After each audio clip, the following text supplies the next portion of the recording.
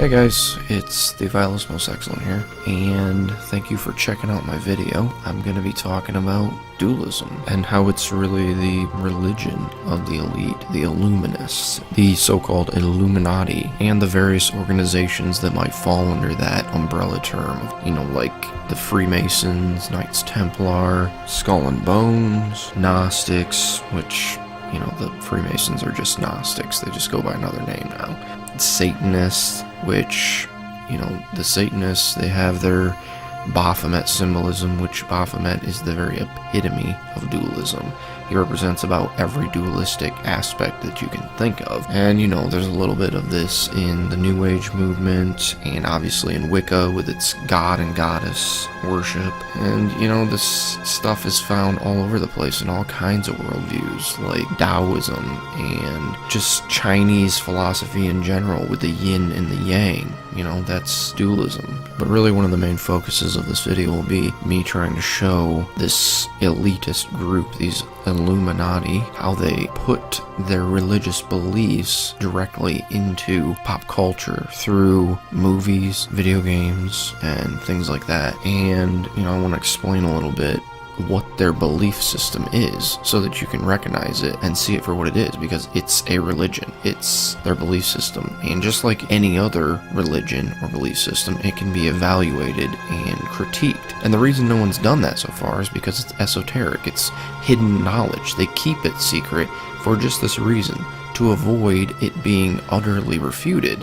Because when someone takes their crazy religious beliefs, like Mormons or Jehovah's Witnesses, and they take them out into the public, what happens? Over a period of time, people just come along, you know, that have their own belief system, and they look at that, and they say, well, this part of it is just irrational, doesn't make sense.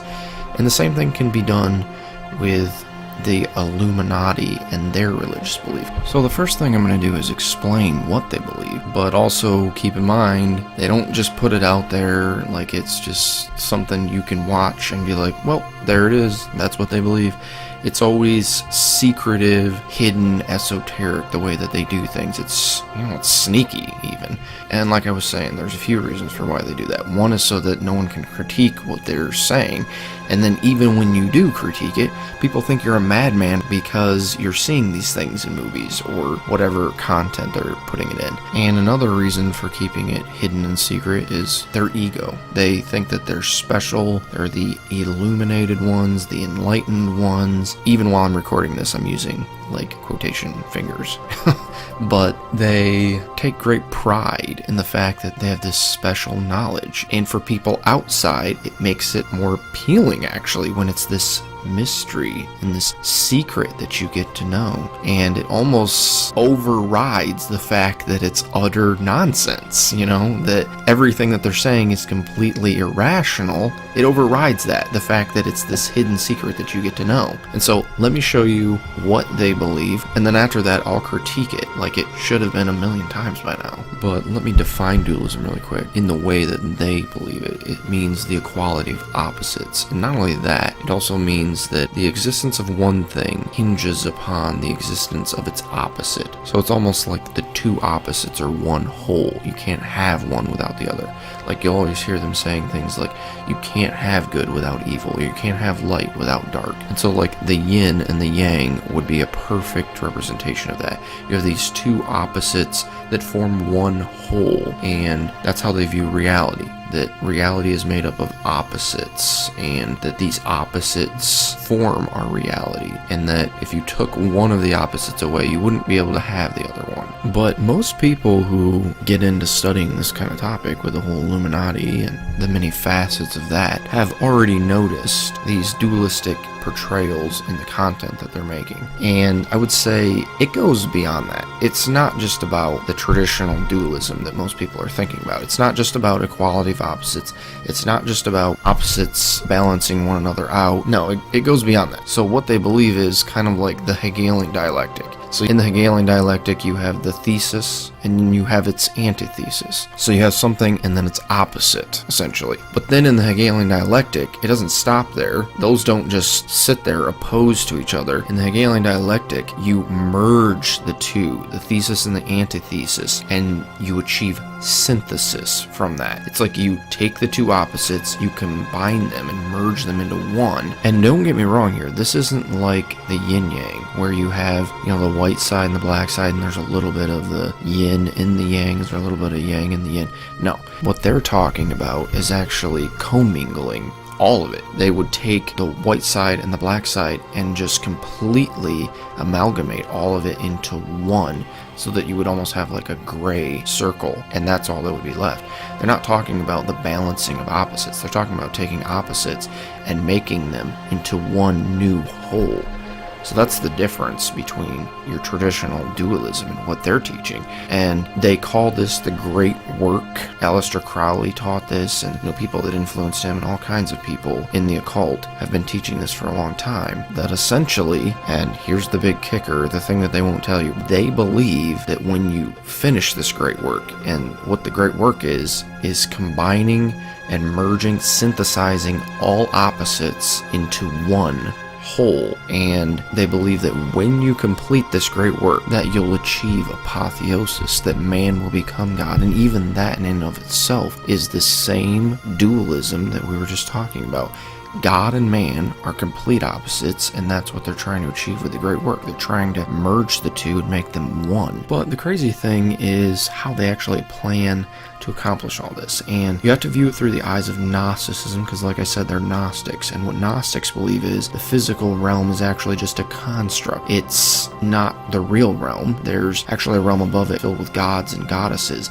And the lowest of all the gods and goddesses, Sophia, created the demiurge. And demiurge means the creator. The demiurge is the one who created this construct, the physical realm. And they would say that he is the God of the Old Testament. And they would say also that he's a deceiver. He's trying to deceive mankind into believing that he's the only God. And actually, the Gnostics would say, there are many gods and goddesses above him. And actually, there's another realm beyond the pleroma, where the source God, I wouldn't even call him God because he's not a person, he's actually just a force. And essentially everything comes out from him. All those gods and goddesses down the line come from him. What they believe about the demiurge, though, is that he's dualistic in and of himself. He's composed of opposites. He's chaos and order. He's both evil and good. And so they'll view this one whole demiurge as if he consists of these two opposing forces, and the one side would be evil and order, which order to them is kind of a negative thing, and they view it as kind of a breach of nature, of the natural way of things.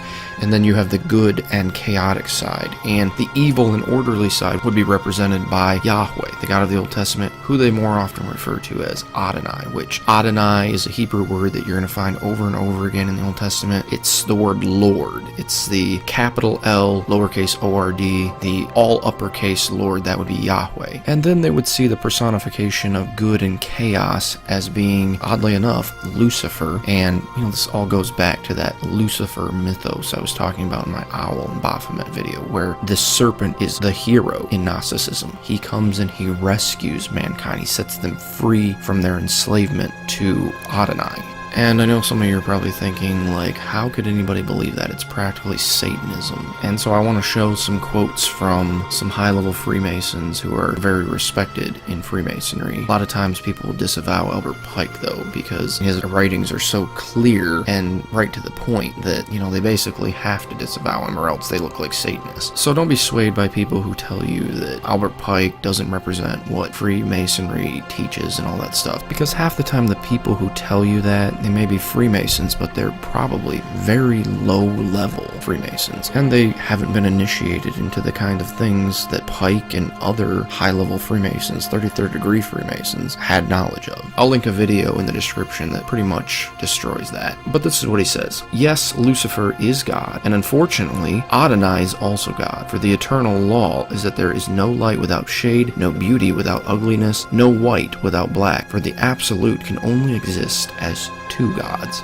And so you can see that just stinks of that dualism that I was talking about before. And there you have Adonai and Lucifer as the two gods. And then he continues on at the bottom. The true and pure philosophical religion is the belief in Lucifer, the equal of Adonai. But Lucifer, god of light and god of good, is struggling for humanity against Adonai, the god of darkness and evil. And there you have Albert Pike pretty much preaching that Lucifer is the savior of mankind, that he's the one that's trying to set them free from the evil Adonai, the god of the Old Testament. But just to show that this isn't some special doctrine only taught by crazy Albert Pike, here's another quote from a 33rd degree Freemason. His name is Domincio Margiotta. Hopefully I'm pronouncing that right. He says that Palladiism, which Palladiism would come from the Greek word Palos, which that's a Greek goddess of wisdom. She's basically synonymous with Minerva and Athena. And, you know, that connects back to my Owl and Baphomet video having to do with the Lucifer mythos and the whole flame of wisdom. And that's why they're calling themselves the Illuminati. They're illuminated, enlightened by wisdom that's from Lucifer. But he says Palladiism is necessarily a Luciferian rite. Its religion is Manichaean neo-Gnosticism, teaching that the divinity is dual and that Lucifer is equal of Adonai, with Lucifer, the god of light and goodness, struggling for humanity against Adonai, the god of darkness and evil. And so you see it's the same exact thing that Albert Pike was saying, but here even it goes a little bit farther. It's saying that it's dual,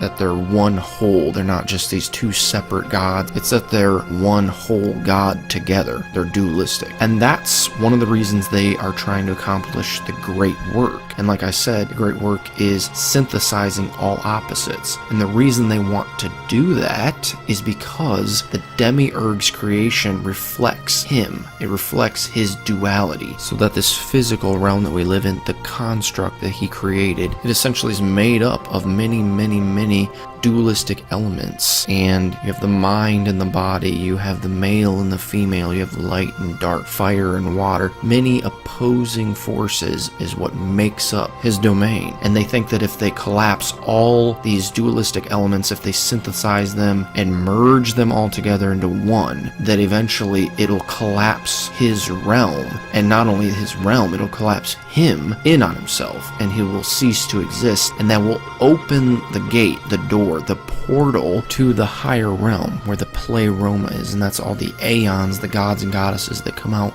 from the source, who the Gnostics would call the Father, or the Pneuma, which means spirit in Greek. And essentially, when they achieve synthesis of all things in this realm, then it will collapse in on itself. It will destroy the demiurge, and it will free mankind from this prison that he has ensnared them in. And then they will ascend into the higher realm and merge with the pleroma. They will become aeons, gods and goddesses. And essentially, when Lucifer in the garden told them, "Ye shall be as gods," that's what they think he meant. When they say they're illuminated ones, that's what they're referring to. They have that knowledge. And this all comes from Sophia, which Sophia means wisdom. And she is essentially behind Lucifer in the garden saying that. And she sent Jesus with this gnosis to help us to escape the snare of the demiurge. And you would think that that's kind of odd that the demiurge would be in on destroying himself. But you have to remember that Lucifer is the chaotic side of the demiurge. He actually takes joy in destruction, in undoing things, in rebellion. And so he's actually rebelling against himself. And you also have to remember that Lucifer is the good part of the demiurge, so he sympathizes with the humans because he realizes that their enslavement to the demiurge is wrong, and so he actually wants to free them.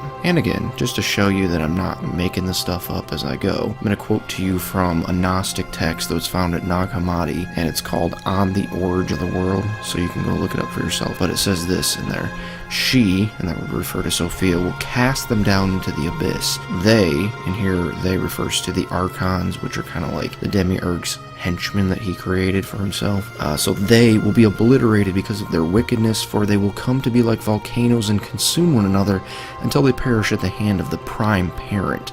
Prime parent there refers to the demiurge who created them. But then it says, when he has destroyed them, he will turn against himself and destroy himself until he ceases to exist. And so you can see that this ancient Gnostic text is actually teaching the exact same thing I was saying, that the demiurge actually destroys himself in the end. But I'm sure some of you are sitting there by now and thinking, this is absolutely insane. And I would agree with that diagnosis 110%, because it is insane.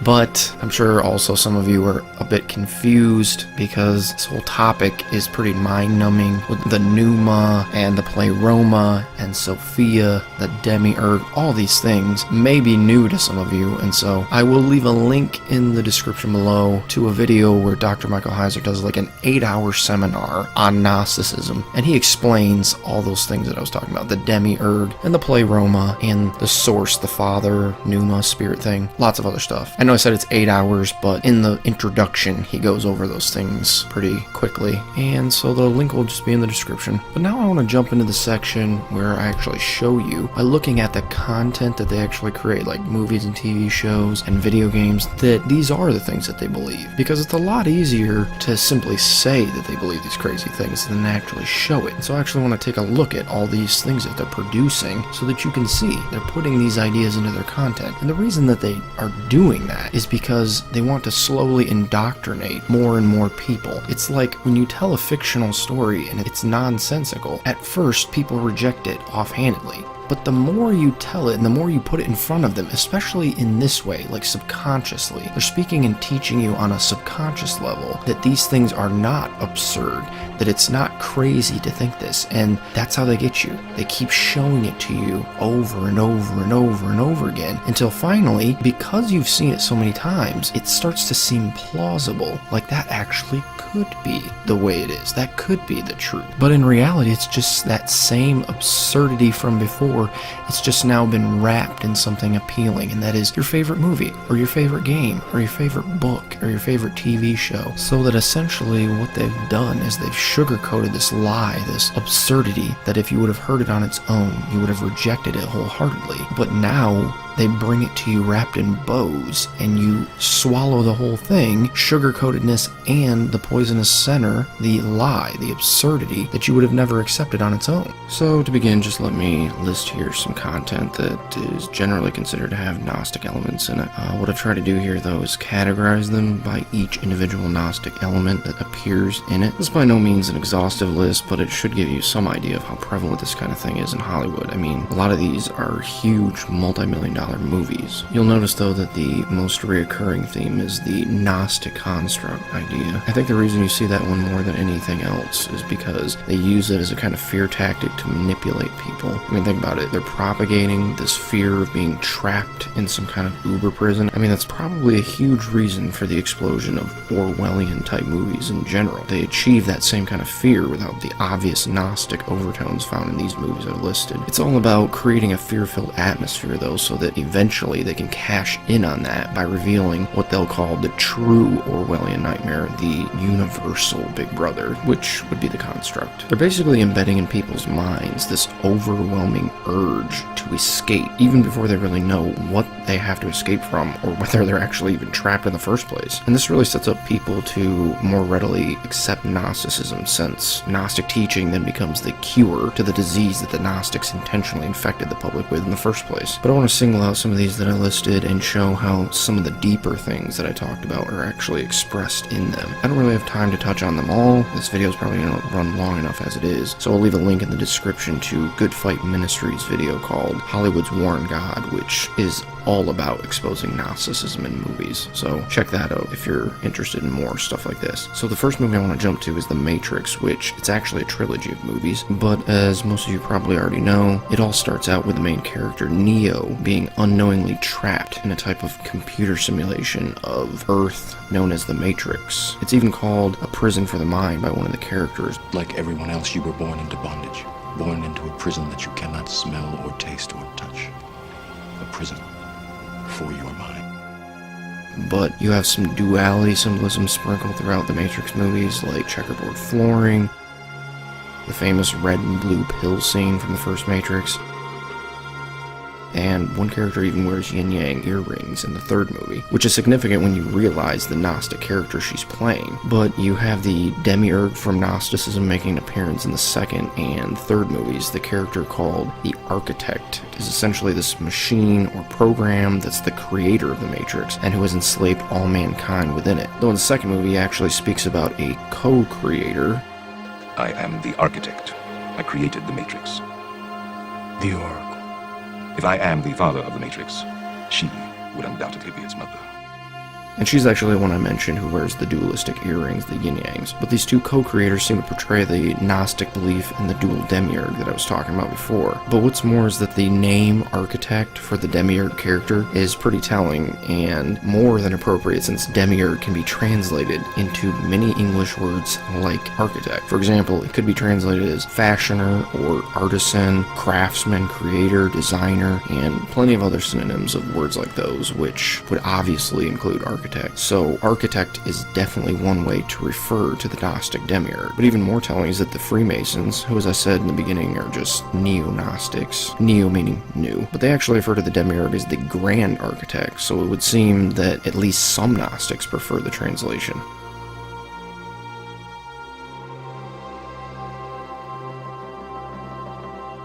But the architect in the movie is portrayed as this calculating, evil genius whose only flaw is his obsession with perfection.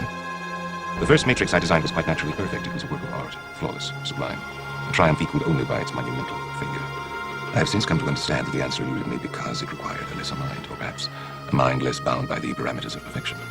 While the Oracle's character is portrayed as much more of a free spirit, you know, smoking cigarettes, baking cookies, and occasionally assisting humans in the upheaval of the Matrix she helped to create. So, she's rebelling against the system she helped put in place. Sounds slightly familiar, you know, like Lucifer, supposed co-demiurge, yet notorious rebel, who's fighting for mankind against his dualistic counterpart. But that's not all. The rabbit hole goes deeper still. And yes, that was a Matrix pun.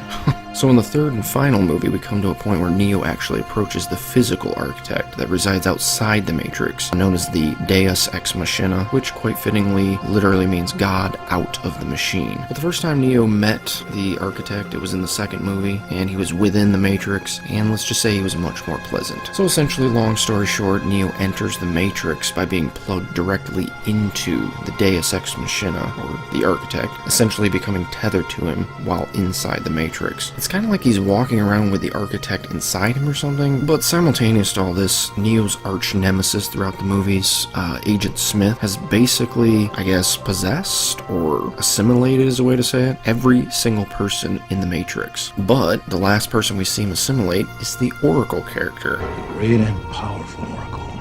We meet at last.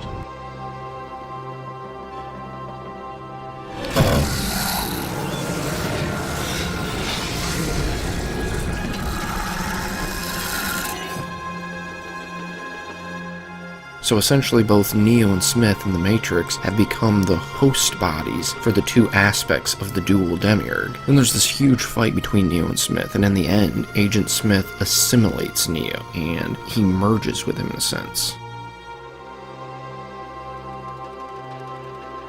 But essentially, when Smith does this, Neo, like the others who have been assimilated, morphs into a kind of clone of Agent Smith. Then we see a scene that's outside the Matrix where the architect, the Deus Ex Machina, shoots this light into Neo's actual body, and it goes into the Matrix and comes out of the assimilated Neo. Then the Smith clone that had assimilated the Oracle and who was fighting with Neo this whole time, he begins to do the same thing and eventually bursts into a massive explosion of light. And then all these onlooking Agent Smiths who were clones, they've just been watching this fight the whole time, they follow suit and they all begin to explode in perfect unison. So in the end, this kills both Neo and Smith, but it frees the human population trapped in the Matrix. So if you were paying attention, we see nearly every element I mentioned is in play here. We have the obvious allusion to the construct in the form of the Matrix. We have the dual demiurge in the form of the Oracle and the Architect, who, based upon their characteristic personalities, obviously allude to Adonai and Lucifer. And then we have their being synthesized together through the merger of Neo and Smith, the two demiurges' incarnations, in a sense, which ends in their destruction and brings about the freedom of mankind from the construct, the Matrix. So you see, that's quite in step with what I was talking about. But another movie that shows similar elements to these is Tron Legacy. So in this one, you have the creator of what's called the Grid, whose name is Flynn, and at one point he's even called a deity. Together, we have achieved a great many things. We have created a vast, complex system. We have rid it of its imperfection. Not to mention, rid it of the false deity who sought to enslave us. Captain Flynn! Where are you now? But then you have his co-creator, Clue, who Flynn actually made to help him, quote, create the perfect system, which is referring to his task of maintaining the grid. And this so-called grid is essentially a digital universe within a computer. So clearly in that you have the construct idea again, and with Flynn and Clue, you have the dual demiurge concept as well. But eventually Flynn's co-creator, Clue, backfires on him, and he ends up betraying him because of his obsession with perfection and order. Yet, counter to this, Flynn is portrayed as another free-spirited type hippie guy who's constantly spouting Buddhist philosophy. So he, like the Oracle, would seem to portray the Luciferian, chaotic half of the demiurge. Chaos. Good news.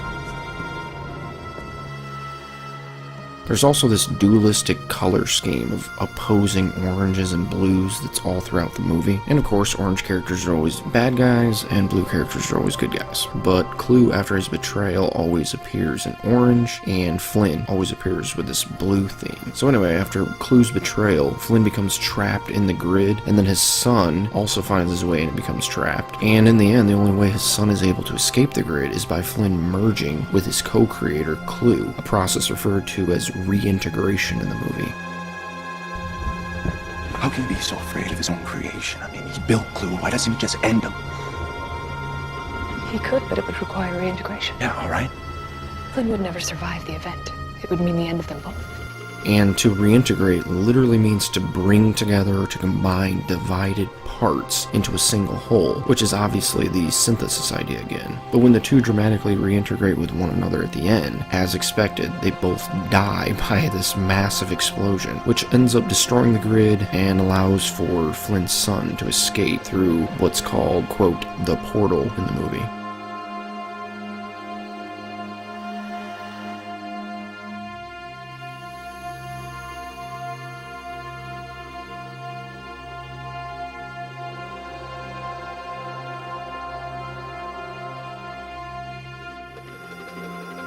So again, here we see the dualistic demiurge synthesis, resulting in his demise as well as the destruction of the construct. But we also see an allusion to man's escape from the construct and his ascension to the higher realm in the form of the sun's escape. There's also this telltale sign of Gnostic influence in the movie that I can't help but point out before moving on. Head towards the light, Cora. This is a sign from the pleroma that you can come back. Just follow the light. Isn't that a nice phrase we've all heard in our culture? Follow the light. It's Gnostic. You follow the light and you will make it back to the pleroma.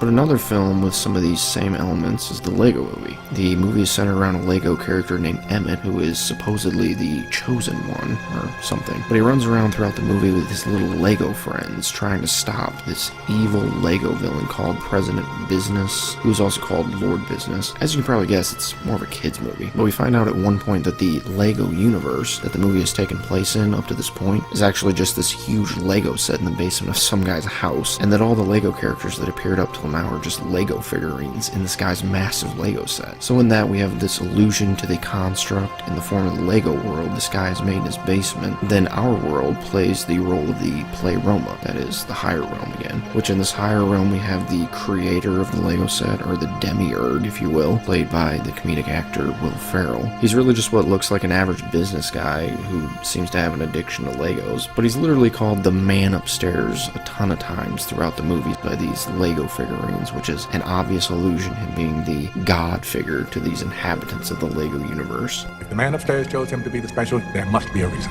Who's the man upstairs? See? He doesn't even know about the man upstairs. Does he have like super gross hands that look like they're made out of big pink sausages? Like eagle talons mixed with squid? Wait, you've seen The man upstairs.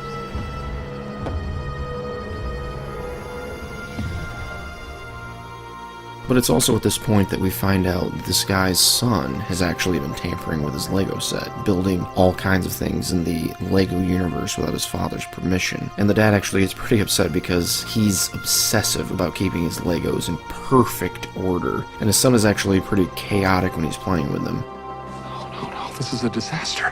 All of this that you see before you is all your father's. And everything is thought out. It's a highly sophisticated interlocking brick system. What am I holding here? It's a battleship. No, it's a hodgepodge. That's what it is. What's Batman doing on it? Is this a robot pirate?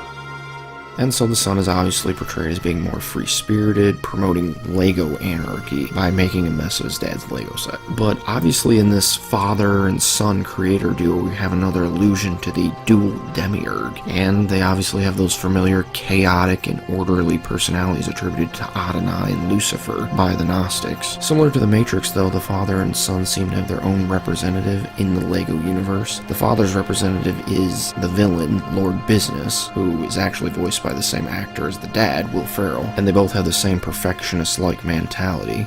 All the people of the universe were once free to travel and mingle and build whatever they wanted. But President Business was confused by all the chaos, so he erected walls between the worlds and became obsessed with order and perfection. All I'm asking for is total perfection. The son's representative seems to be Emmett, though. I say this because at the end, when the son and his dad are reconciling, Lord Business and Emmett are simultaneously reconciling. The father figure even asks his son, quote, if the construction guy, referring to Emmett, said something to President Business, what would he say? And he actually does this in an attempt to get his son to tell him what's bothering him. But then it cuts to Emmett appealing to Lord Business about not being so obsessive about the order of the Lego universe, which is simultaneously meant to be the son's appeal to the dad not to oppress his playing with his Lego set. Then there's this scene where they're reconciled and the dad hugs his son, and simultaneously in the Lego universe we see Lord Business hugging Emmett, so pretty clearly Emmett represents the son's character. But I think this event where the son and the father reconcile and unite in a hug is meant to picture that synthesis of the two demiurge figures, though obviously it's much more watered down than the other portrayals we've seen of it. But after this, and a bit of an explosion, the Lego universe and its inhabitants are freed from the oppression of Lord Business and his stringent rules about what they can and can't build, and the father also then allows his son to continue his chaotic building with his Lego set. Really, I could do an entire commentary on this movie explaining how Luciferian it is, but for time's sake, I'll just outline the allusions to the elements we've been discussing. So we saw the construct portrayed in the form of the Lego universe. We saw that its Lego inhabitants were oppressed by a perfectionist-type Adonai character who's actually called Lord throughout the film, Lord being the literal translation of Adonai. We also had his son playing the role of the chaotic rebel and co-creator Lucifer, together the two representing the dual demiurge figure that we've discussed. And in the end, the two are unified, which frees the Legos and the construct from oppression. And so yet again we find many of those same elements here. But the last one I'll mention briefly is actually a video game from the Elder Scrolls series. Elder Scrolls is probably best known for its 5th installment called Skyrim, but the game I'm going to address is the 4th installment, Oblivion, specifically the Shivering Isles add-on. And an add-on, for those who don't know, basically means it wasn't a part of the original game when it first came out, but it was released later as a downloadable addition to the game. So the add-on's name, Shivering Isles, actually refers to the location where the events of the storyline take place. It's essentially this island that the player reaches by teleporting out of the original game world and into the so-called Oblivion realm. Oddly enough, though, the island is highly dualistic in nature because it's actually split into two opposing halves. One half is called Mania and the other Dementia, and the Dementia side of the island is always gloomy and filled with bogs and marshland and stuff like that, while the Mania half of the island looks like this beautiful, lush forest in fall. I mean, even many of the enemies you find are actually color-coded to match the specific region they inhabit. So you may find the same monster on either side of the island, but it will be darker colored if it's in Dementia and lighter if you find it in Mania. But there's even this dualistic city at the center of the island, and it's split right down the middle between the two districts called Bliss, which is the Mania half of town, so it's always bright and cheery. But then there's Crucible, which is the Dementia half, so it's pretty much like a sewer runoff. And then there's the Palace Grounds part of the city, where the dualism continues, and again it's split right down the middle between the two districts. Then there's the Throne Room, which you can see is also highly dualistic, but in it sits the ruler of the Shivering Isles, Sheogorath. And Sheogorath in the game is actually what's called a Daedric Prince, which is essentially a deity of sorts, but specifically he's referred to as the Daedric Prince of Madness, which makes perfect sense because he's quite insane and has an odd obsession with cheese. Time for a celebration! Cheese for everyone! Hence, he's actually called the Mad God many times throughout the game. Beyond that, his personality is that of a lover of chaotic mischief and disarray, and what's more, he's actually the creator of this dualistic island. So here again, we obviously have allusions to the demiurge and his creation, the construct. But as with the others, the Gnostic overtones don't stop there. So the player, pretty soon after beginning the Shivering Isles storyline, finds out that the island and its inhabitants are in danger from some enemy of Sheogorath's. This enemy is called Jiggalag, and he's supposedly the Daedric Prince of Logical Order. The Daedric Prince of Order. Or biscuits. No, order. And he actually plans on capturing the island, destroying it, and then recreating it in perfect order. And so again, we have what seems like the Gnostic portrayal of Adonai and Lucifer in the form of these two enemies, one being the chaotic rebel and the other being this obsessive perfectionist. And yet the plot thickens. The player eventually learns that Sheogorath and Jiggalag are actually the same person. So Sheogorath, the Prince of Madness, at the end of every supposed era, in werewolf-like fashion, he turns into this Prince of Order Jiggalag, and he destroys his own creation in the hopes of re-establishing it in perfect order. Sheogorath is dead! All shall crumble before Jiggalag! So the two characters actually turn out to be the same person. And so this construct-like realm of Sheogorath is simultaneously the realm of Jiggalag. And so yet again, we have this allusion to the dualistic demiurge. Though the game does seem to lack an obvious concept of the two being united through some kind of synthesis. But technically, since they're the same person anyway, they're already unified in some sense. Nevertheless, the game does play another card from the Gnostic teaching I discussed earlier. When you defeat Jiggalag, oddly enough, your in-game character becomes the Mad God Sheogorath. You now hold the mantle of madness. I will take my leave, and you will remain here, mortal. Mortal, king, god. It seems uncertain. This realm is yours. Fare thee well, Sheogorath, Prince of Madness. So essentially the player becomes the god of the Shivering Isles. There's even a character in the game who literally calls this process apotheosis.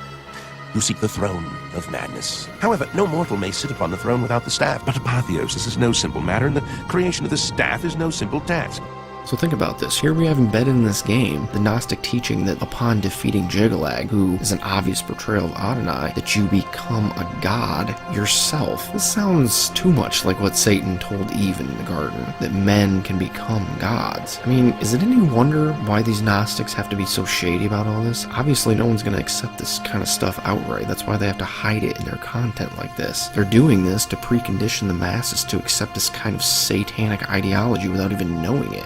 But from there, I want to point out some other familiar content that you can see these same kinds of ideas popping up in. So to begin, in Freemasonry, you have the very crest of their organization seemingly representative of this dual demiurge. And so if you look at it, you see the compass and the square set opposite one another, which the two actually represent opposites in architecture. One is used to produce curved lines, and the other right angles. They appear to be merging together, though, to form what looks like a hexagram.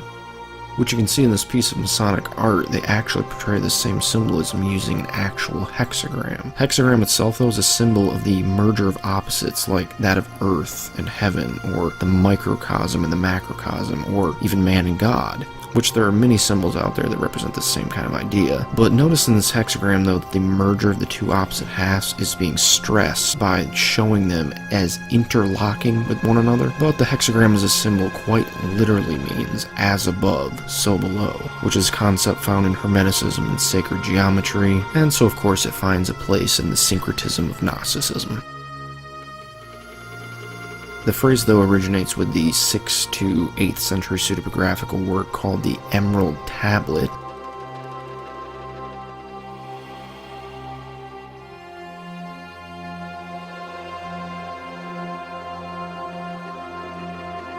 Second line of which reads, "That which is below corresponds to that which is above, and that which is above corresponds to that which is below, to accomplish the miracle of the one thing," which this seems to be alluding to the merger of the microcosm and the macrocosm, as I mentioned before, apparently for the purpose of accomplishing the, quote, one thing. Strange way of putting it, but it seems to be saying the below and the above are unified to become one whole, which is obviously just another occult teaching about the great work. But back to the Freemasonic seal, and you can see the capital G in the center of the compass and square, which stands for Grand or Great Architect. And as I mentioned earlier, architect is synonymous with the word demiurge, being an appropriate translation for it. I also get the sneaking suspicion, though, that it may double as an abbreviation for the great work, which would also be well represented by the merger of the opposing compass and square, which in the end, the purpose of the great work is to synthesize smaller opposing forces leading up to the ultimate synthesis of the demiurge. So really, either way, it's an allusion to the same thing.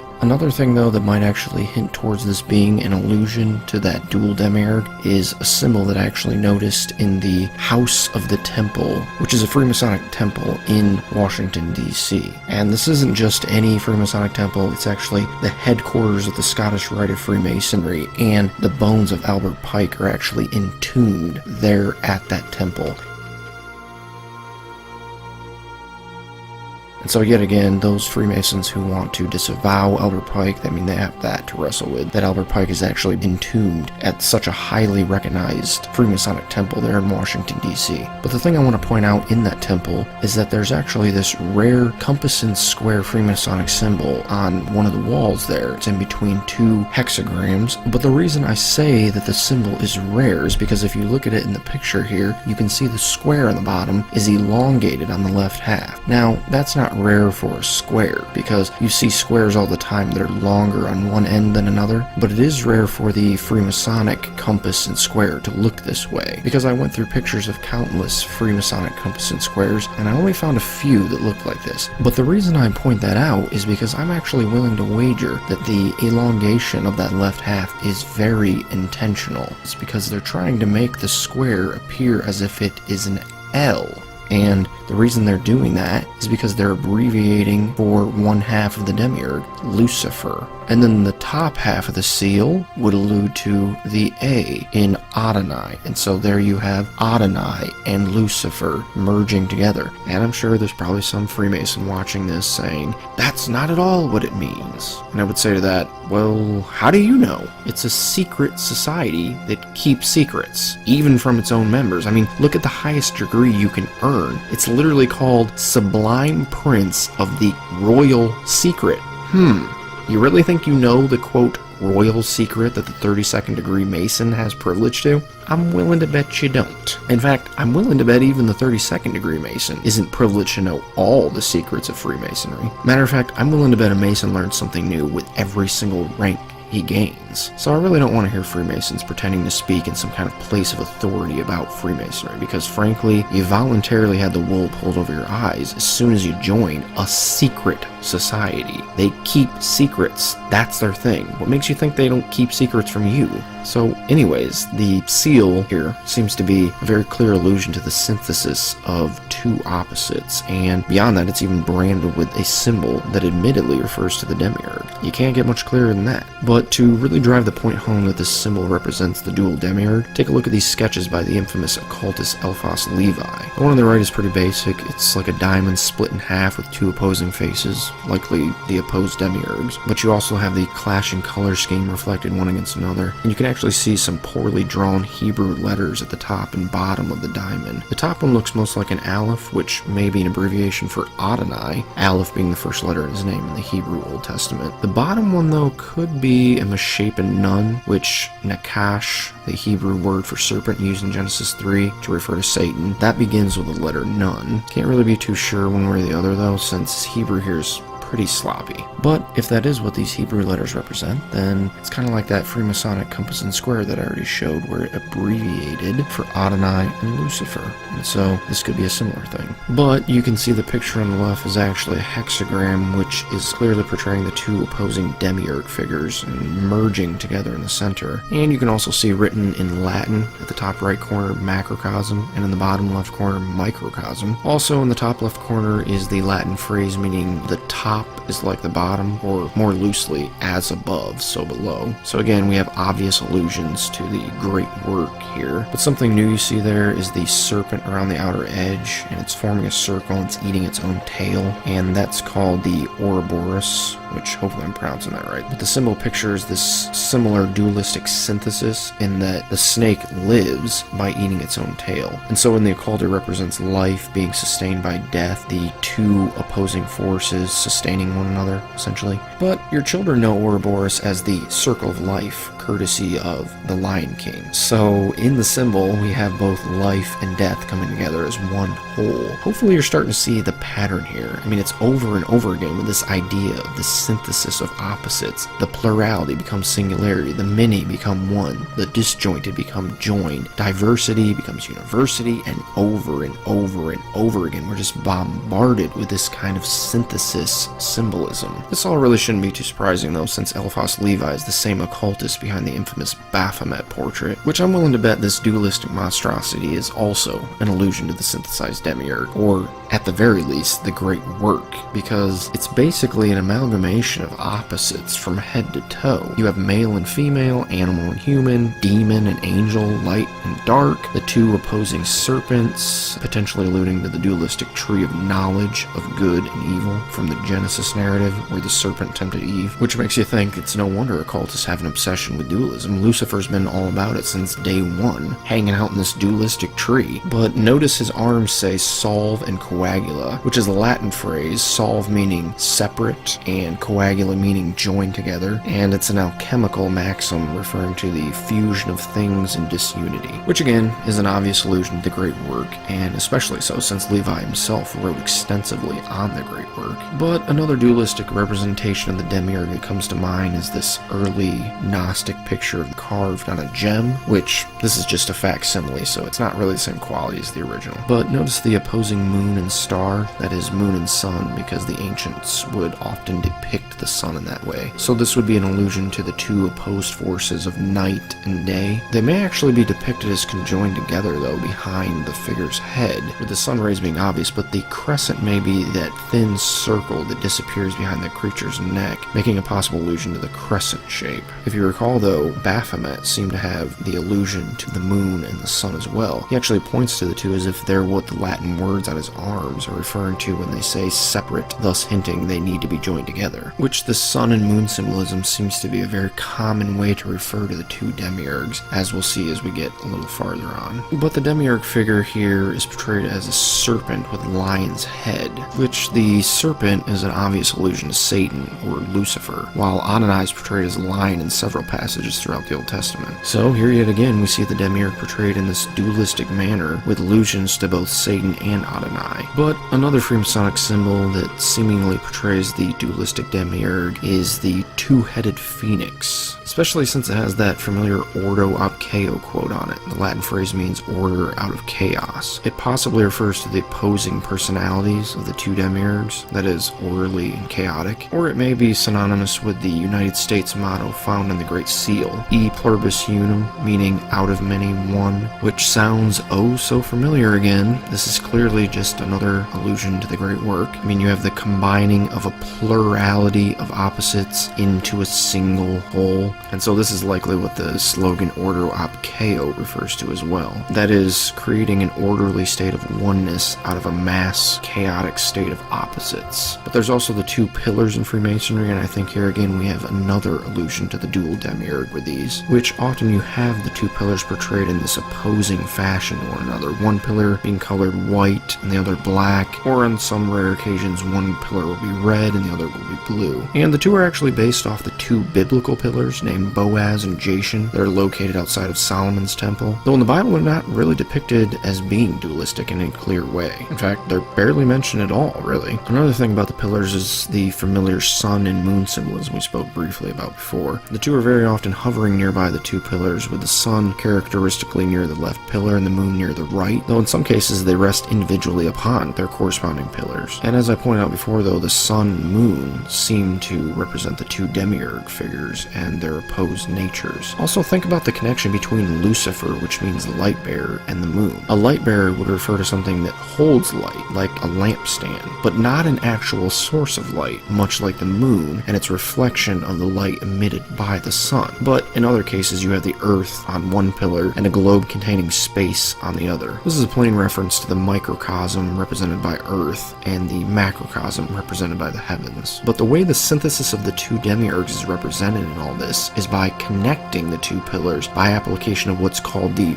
royal arch on top of the two. And as you can see in this Freemasonic art, the arch is actually made up of several opposing blocks meant to counterbalance each other's weight until the last block can be placed right there in the center. This all likely represents the process of the great work being carried out. The farther out blocks represent smaller micro opposites that must be synthesized in order to reach the eventual macro synthesis of the demiurge. Something worth note here though is that the Masonic quote royal secret that I talked about earlier probably relates to this royal arch and what it represents. That is the goal of the great work, the synthesis of the demiurge. And so the Freemasonic royal secret probably refers to that. And so you got to get all the way to the 32nd degree to get this kind of knowledge. And so I can't blame the Freemason who hasn't heard of this before. But I'll touch more on the royal arch here in a moment. And so what's symbolized by the placing of an arch upon the pillars is that it goes from just being these two random pillars to creating a doorway or gateway for someone to pass through, which pictures the opening of the portal for the ascension of man, which relates back to what we discussed before, where the two demiurges being synthesized opens the portal for escape from the construct. This same kind of concept though is also pictured in the 101 symbolism that many have pointed out in things like The Matrix or George Orwell's 1984. The ones in the sequence depict the two pillars on either side, that is the two demiurges, and the 0 depicts the portal opening between the two. And you can actually see this kind of symbolism portrayed in some other places. For instance, in the 80s He-Man movie Masters of the Universe, you have here the two pillars and then the portal in the center, which in the movie the portal is called the Great Eye. I stand before the great eye of the galaxy. More than man, more than life,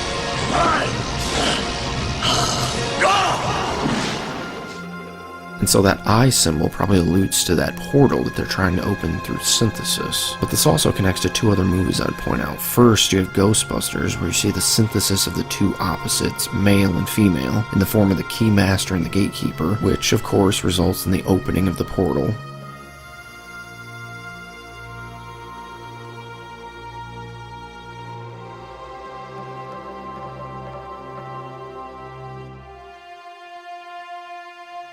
And we also see the Gatekeeper and the Keymaster seemingly depicted as two pillar figures along with the many other pillars in front of this infamous Illuminati pyramid. But then the portal opens right between the two around the center of the pyramid. And often in depictions of the triangle and all-seeing eye, the eye will appear at the center of the pyramid or triangle shape. And so there we have what seems like a portal alluding to an eye and also the two pillars with the portal between them. And so it's like that 101 symbolism, and also similar to this picture I showed, where you have the pillars and the royal arch representing synthesis, but then you have the eye symbol back there in the background behind the gate, picturing the opening of the portal from this process of synthesis by the application of the royal arch. But then you also have in the movie Stargate, we see that the final symbol used to open the portal is two lines separated at the bottom but converging at the top with a circle at the peak of the two. And so the two lines likely allude to the two pillars, that is the two demiurges, merging to open the portal above.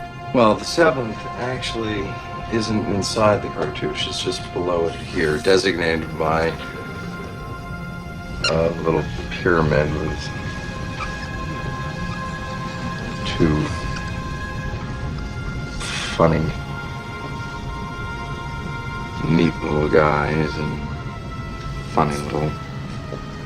And the portal being placed above is probably meant to picture the ascension of man when he enters through the portal. And the fact that the two pillars are merging at the top, it just kind of shows you that they're foregoing the picture of the arch. And they're representing the same symbolism, they're just representing it in a different way here. And you notice this is also quite similar to the 101 symbolism as well, just rearranged differently. And that's what I was saying before, they're using very similar symbolism here. It's just being reworked and used in different ways to represent the same thing. But notice it's also an allusion to the familiar eye and triangle symbolism as well, with the representation of the eye resting at the peak of the triangle, like on the back of the dollar bill, which that seal on the back of the dollar bill probably is picturing this exact same thing. I mean, think about it. You start out at the base, you have multiple bricks, and the higher up the structure you go, the less bricks there are. It's picturing the synthesis again until you get up to the portal that takes you to the higher realm. But something else of note here in Stargate is the connection to the Royal Arch. The bracket there on the Stargate seems to point to the center block of the Royal Arch, and it's being the final synthesis of the two pillars, because you can see in this picture the two look quite similar. Notice also the 69 symbol that I pointed out before on the Royal Arch. This is also a symbol of synthesis, and the portal also, if you think about it. And so what I mean is that 69 is often depicted as the merger of male and female, which the merger of male and female theoretically results in childbirth. And so the reason that's portal symbolism is because the occult will often overlap the opening of the woman's womb with the opening of the portal, if you catch my drift. I mean, they essentially see the child coming out of the womb as an allusion to ascending from a lower form of life to a higher form of life through a type of portal. But 69 can also allude to the yin-yang, since the two numbers seem to so effortlessly match the shape. And so you can see the 69 as a number is the perfect symbol to place there at the peak of the Royal Arch to depict synthesis. Either way though, it appears exactly where we'd expect it to, if this theory of mine is right, because if you remember, the arch is the very symbol of merger between the two pillars, and this block at the peak is the final block needed to form the arch and complete synthesis. But I would even take this a step farther. If you look at the CERN logo, which CERN is very often associated with portal symbolism, you have the often noticed 666, which I would contend is relevant also, but I would point out that there's also a 69 there independent from the 666, and so it's obviously alluding to that synthesis again and the opening of the portal. I mean, not only that, but the whole purpose of the facility is to smash matter into matter. It's a particle collider. So maybe in that you have another connection to the synthesis of opposites, or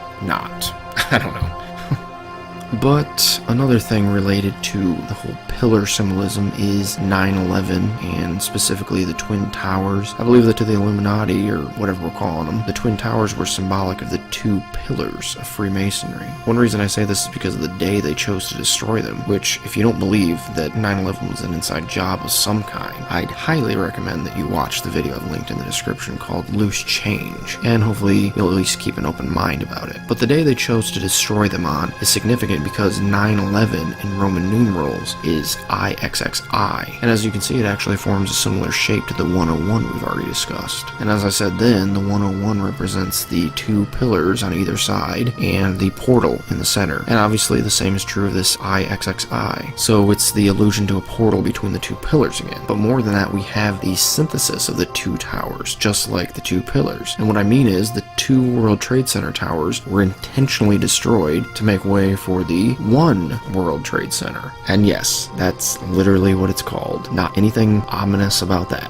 But the One World Trade Center represents what's often called the third pillar, that is, the amalgamation of the first two pillars. And so, again, it's the same idea as the arch being placed on top of the two pillars. It's just another way of representing the same thing. Let me prove my point further, though, about this. Notice in this picture what seems to be an intentional connection made between the layout of the three towers and the layout of the three pyramids in Egypt. The reason I point that out is because the One World Trade Center is actually an elongated square antiprism, which you're probably wondering what on earth that means. And so a square antiprism consists of two pyramids that have been unfurled at their highest point and then interlocked one to another, as you can see in this clip. And so what I'm saying is the two pyramids that make up the new tower likely represent the Twin Towers. And so that One World Trade Center is a perfect representation of the two World Trade Center towers being synthesized into a single whole. Also, if that weren't enough, I mean, just think back to what I was saying about the name, the One World Trade Center. This whole ritual behind 9/11 and the tower is bigger than just buildings. It's a symbolic statement. The statement being made here is about the great work on a worldwide scale. Remember, these elite, they think this planet is just a construct and that all of us are just imprisoned here. And so that's why they want this worldwide amalgamation, not just the combination of two buildings. They don't care about that. This is just a ritual to show their dedication to this great work, because they think if they achieve this, they'll destroy the construct along with the demiurge, and then they'll be set free to ascend. And obviously, given the massive death toll incurred on 9/11, they're willing to do just about anything to achieve that goal. And so the statement they're making there is, look, if we're going to kill all these people just to put these two buildings together as some stupid symbol, how much more do you think we're willing to do to finish the actual great work?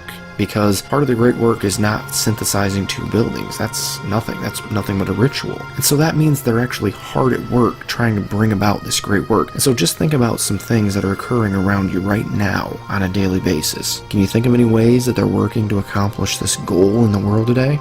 To show you one, let me just backtrack a tad. Before I mentioned that occasionally the two pillars are portrayed as red and blue, and often they use these types of blue and red as opposing colors for their dualistic symbolism, as we saw in Tron Legacy. But also, remember back to the Hegelian dialectic I showed. The thesis I represented with blue on white, and the antithesis I represented with red on black. But the synthesis I represented with purple on gray. I did this because the combination of black and white is gray, and the combination of blue with red is purple. So purple is often used by the Illuminati to represent synthesis, or the third pillar. So the reason I say all this is because a few months ago, in April, Prince died, and Prince was quite famous for his song Purple Rain. So you had purple light shows and all kinds of purple themes everywhere, supposedly in his honor. However, Prince at one point in his career seemed to allude to his being made up of two different genders, speaking about the Gemini and whatnot.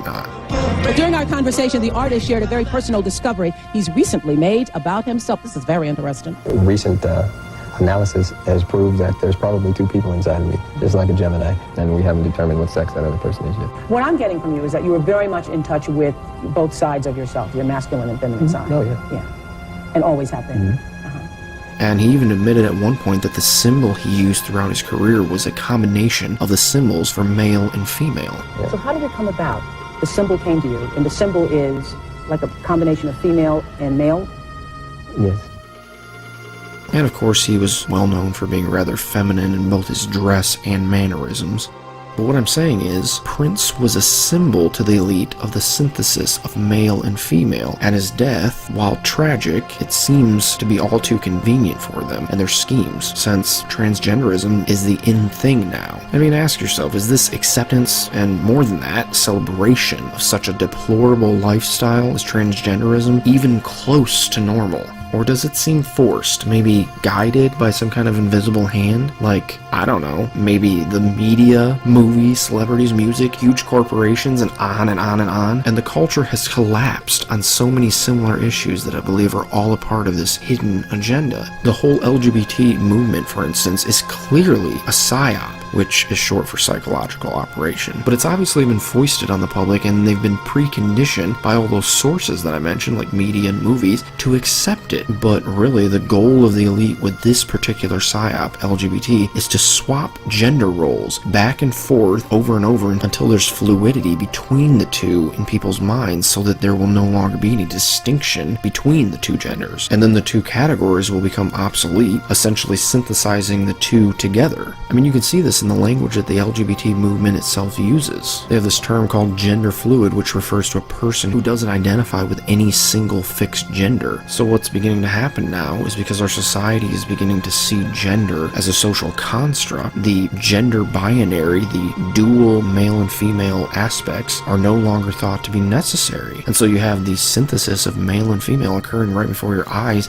in the LGBT community itself. And I mean, besides the whole transgender aspect of it, this is also, of course, assisted by the bisexual and lesbian and gay sexual preferences, which also find their place in the acronym LGBT, because they also assist in the destruction of gender distinction, as one might guess would happen when a person believes a male and female aren't gender binaries meant only for one another. But also on the same topic, I'd like to take a second and point out just how absolutely devoted the elite are to this insane plot. They seriously believe this stuff, because the makers behind those highly Gnostic Matrix movies that we already discussed, who were the Wachowski brothers, are now the Wachowski sisters. They both became transgender for the sake of this Gnostic Luciferian philosophy of theirs. Unbelievable. I mean, these two are seriously devoted to finishing the great work at any cost. But another obvious part of the agenda is the current race wars that are raging in the United States at the moment that, just like the LGBT movement, will result in a similar abandoning of reality, which what I mean is race will end up rejected altogether as just another social construct, which I've already seen this idea promulgated firsthand.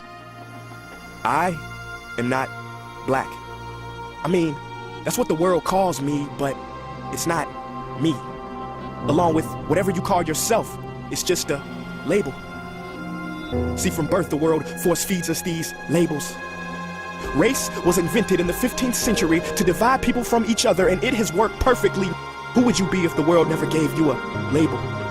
Would you be white, black, Mexican, Asian, Native American, Middle Eastern, Indian? No. We would be one. We would be together. No longer living in the era of calling human beings black people or white people. But don't get me wrong, I mean, there's technically only one race, human, but we all have actual differences that shouldn't be ignored. We have cultural, ancestral, physical, like skin color, and even linguistical differences that make us distinct from one another. And there's nothing wrong with that, because no matter what race or people group you are, take pride in that, and take pride in the fact that God made you distinct and different from others around you. That's a good thing. And it's not like I'm saying one race is better than another, nothing like that. They're all equal in God's eyes. God isn't a partial God, and it's just that there really are real distinctions between different people, and we shouldn't ignore that reality just because some people are belligerent racists, you know? But another psyop that I would point out is evolution. Evolution essentially teaches that men are just highly evolved animals, which in effect erases the boundaries between the two. And what better way to get society to accept the merger of human and animal, that is, chimeras, than to tell them they're already animals? And I mean, we already have examples where humans are mutilating themselves to appear more animal-like. I mean, it's similar to the transgender thing, it's just instead of becoming a different gender, they're becoming animals. And so the thing that I would ask about this is that how do you go about condemning bestiality and scientific endeavors to make human-animal crossbreeds when man is actually nothing but an animal in the first place? Do you see how they've rigged the system to collapse here? I mean, it seems that they intentionally pushed this view of evolution to begin with so that one day they can pull the rug out from under the people protesting such disgusting things as that. But notice that chimera crossbreeds between man and animal have been the fixation of the occult since the time of the Egyptians, and really it lives on today in the form of like werewolf movies and TV shows and vampire dramas and all that stuff. And I realize this psyop seems more unreasonable right now because it's so far out, but mark my words, man, you're gonna start seeing this stuff more and more. And just keep in mind that if you had told somebody in the 90s that gay marriage would be legal in such a short amount of time, they probably would have had the same reaction. But the evolution lie also helps the elite accomplish another key goal in synthesis, that is the synthesis of good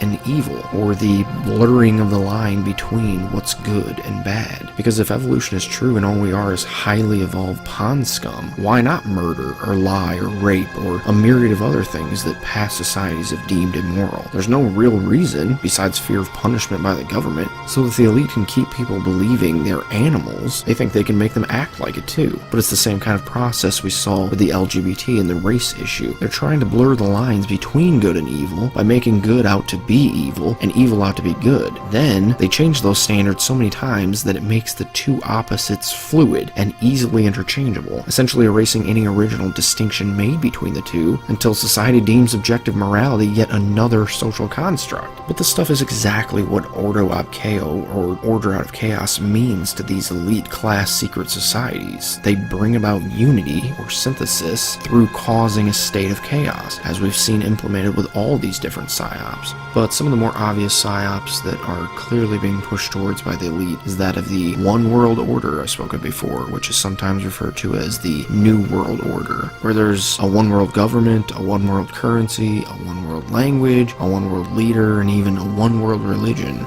In other words, they want complete and utter unification of all things. It's always about taking the many and making them into a unified whole. But the last psyop I would point out is one that is meant to merge all the previous ones I've mentioned, and it's like the crowning jewel of the great work, falling just short in the pecking order of the synthesis of the demiurge. And I'm of course talking about transhumanism. And transhumanism can be seen as the merger of man and machine, of biology and technology, even life and death. though organic and inorganic is probably a more accurate way of putting it. The reason, though, that this is the one psyop to rule them all is because it ends the debate on the others. It's the capstone, in a sense. Because once it gets fully implemented and humans start becoming fully machine, there can no longer be any distinction between sexual orientation, gender, race, nationality, not even species will be a valid distinction any longer. And morals? Forget about it, they'll evaporate overnight. Not to mention the simultaneous abandoning of nearly all religion, because who needs to worry about an afterlife when you can't die? I mean, the only religious belief that won't be completely erased by transhumanism will be pantheistic monism, that teaches that all is one and that all is God. I mean, it's the very definition of the synthesis of macrocosm and microcosm, and really any and all opposites, because in pantheistic monism, all things in existence are seen as being one united whole. But this transhumanism agenda will be pushed on us by the appeal to all these other disunities and we've discussed, like race and gender and all these types of things. And people will eat it up because it will be promoted as the means to achieve world peace and to end hunger and to stop disease. I mean, heck, it'll even be promoted as the best social network out there. I mean,